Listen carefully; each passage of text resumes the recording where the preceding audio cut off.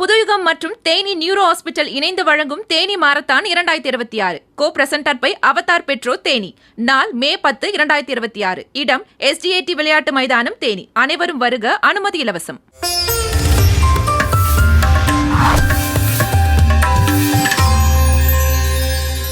அனைவருக்கும் வணக்கம். பாரம்பரிய திருவள்ளுவர் குல வம்சம் பிரசன்ன ஜோதிடர் சுபமாரிமுத்து திருப்பூரிலிருந்து இந்த பதிவு உங்களுக்காக. இன்றைக்கு நம்ம பார்க்க வேண்டிய பதிவு என்னென்னா, குரு திசையில் கேது புத்தி நடந்தால் என்ன பலன். குரு திசையில் கேது புத்தி நடந்தால் ஆதிகால பரிகார கோவில்களும் அதுக்குரிய பலன்களும் பாருங்கள். இப்போ ஜாதகத்தில் குரு திசையில் கேது புத்தி. கேது என்பது யார்? ஞானகாரகன். குரு என்பது வித்தைகாரகர். ஞானகாரகனும் வித்தைகாரகர் ரெண்டு பேரும் சேர்ந்தாங்கன்னா அந்த ஜாதகமே மிராக்கலான ஜாதகமாக இருக்கும். எப்படி அந்த ஜாதகமே மிராக்கலாக இருக்குங்கன்னா குருவும் கேதும் சேர்ந்தா சாதாரண விஷயமானு பாருங்கள். ஒரு கிரகம் ஒரு கிரகத்தோடு சேர்ந்து இருக்கிறதுங்கிறது சாதாரண விஷயமா? அப்போ நம்மளுக்கு இதில் என்ன ஒரு யோகம்னா, ஒரு கிரகம் ஒரு கிரகத்தோடு சேர்ந்தால் எவ்வளோ பெரிய நட்பலன்கிறது என்னென்னா, ஒரு கிரகம் எந்த கிரகத்தோடவே சேரலைன்னா அந்த கிரகம் தனிமையாகத்தான் இருக்கும். ஆனால் ஒரு கிரகம் சேர்ந்தால் ஒருத்தருக்கு ஒருத்தர் நான் இருக்க நீ இருக்க கவலைப்படாதீன்னு ஒருத்தருக்கு ஒருத்தர் பலம். அதனால தான் கிரக சேர்க்கைன்னு அந்த காலத்தில் பேர் வச்சாங்க. இந்த கிரக சேர்க்கைங்கிறது ஜாதகத்தில் அந்த காலத்தில் முன்னோர்கள் இதை உருவாக்குனது ஒரு கிரகம். அதனால தான் குரு திசையில் கேது புத்தி.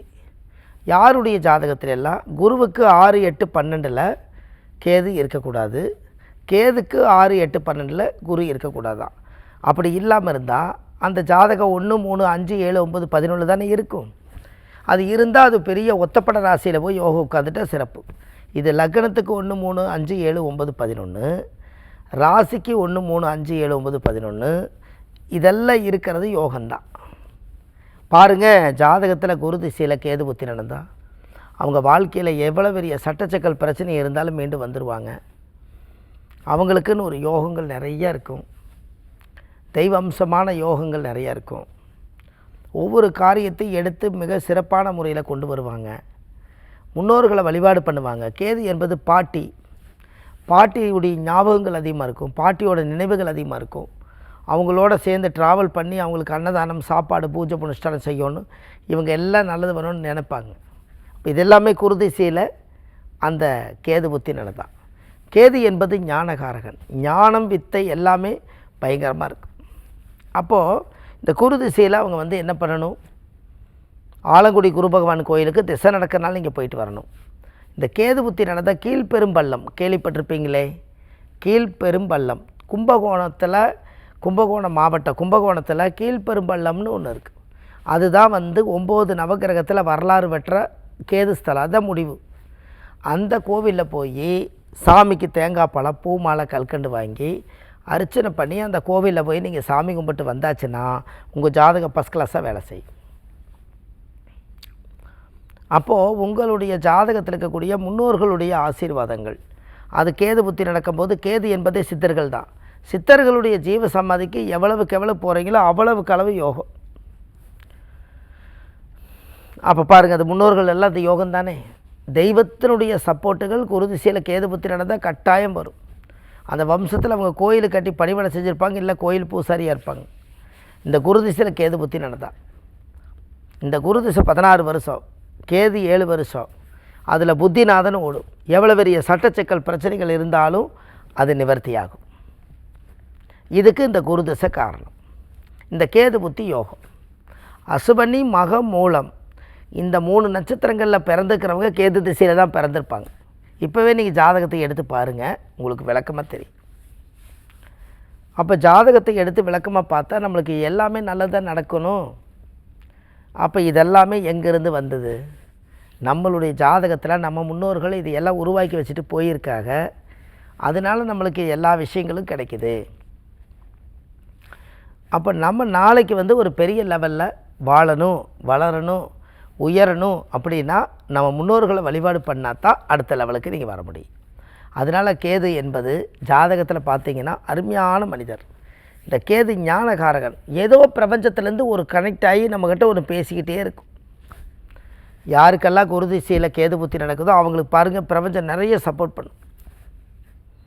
அதை வச்சு தான் உங்களோட வாழ்வாதாரமே ஐடியா யோசனை வர்றதுக்கு காரணம். அப்போ இதெல்லாம் எங்கேருந்து வருது, எப்படி வருது, இதெல்லாமே நம்ம ஜாதகத்தில் தெரிய வருது. அப்போ நம்மளுடைய ஜாதகத்தில் கேது என்பது பாட்டி, அவங்களோட ஆசீர்வாதம் அதுக்குள்ளே இருக்கும். நம்ம ஜாதகத்திலேயே முன்னோர்கள் செஞ்ச ஆசீர்வாதங்கள் அதுக்குள்ளே இருக்கும். அப்போ இதெல்லாம் அந்த காலத்தில் இது எல்லாம் தெரியப்படுத்துறதுக்காக எல்லா விஷயங்களையுமே கரெக்டாக கொண்டு வந்திருக்காங்க.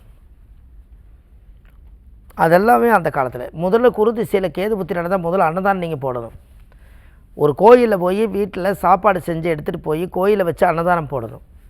அன்னதானம் போட்டு அந்த இலையெல்லாம் எடுத்து கொண்டு போய் போட்டு எல்லாத்துடைய காலத்தொட்டு கும்பிட்டு ஆசீர்வாதம் வாங்கணும்.